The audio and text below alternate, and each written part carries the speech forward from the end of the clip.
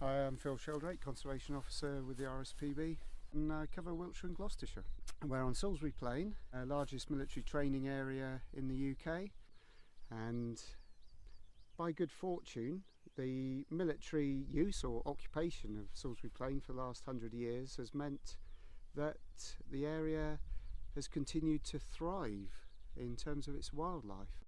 Whereas in the wider landscape beyond Salisbury Plain, intensification of farming and agriculture over the past 40-50 years has meant that wildlife has struggled. But now, interestingly, and we're just looking across at the field in front of me, interestingly we have common curlew on Salisbury Plain. Is that unusual? It is, because it's interesting. It kind of bucks the trend in terms of how curlews are doing elsewhere in the UK.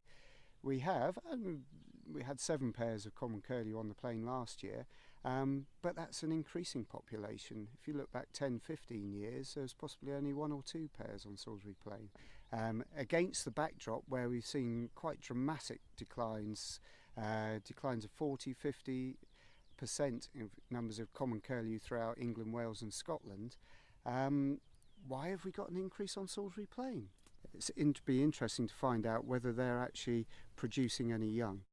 So what we've done this year, and I've been working with volunteers in Gloucestershire to coordinate a systematic survey of curlew across core sites, and have extended that into Wiltshire, and working with a team of volunteers in Wiltshire looking at sites where we've had records of curlew over the last few years, and we're going out and looking at those sites and seeing if they're holding curlew, and hopefully then throughout the season monitor the breeding success of those curlews. And what we've witnessed over the last 10 to 15 years on Salisbury Plain is quite a significant increase in grazing pressure. An increase in grazing pressure will mean that there's less areas of suitable and available for common curlew to nest in.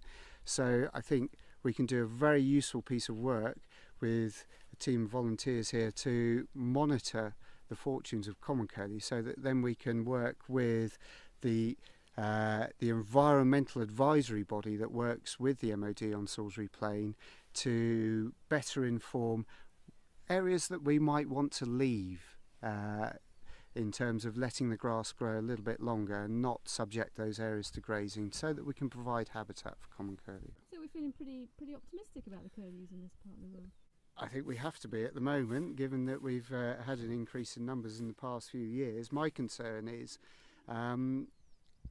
if these birds are coming here to breed, are they being successful when they breed? We know that common curlew can be a long-lived species, with birds living 20, possibly 30 years.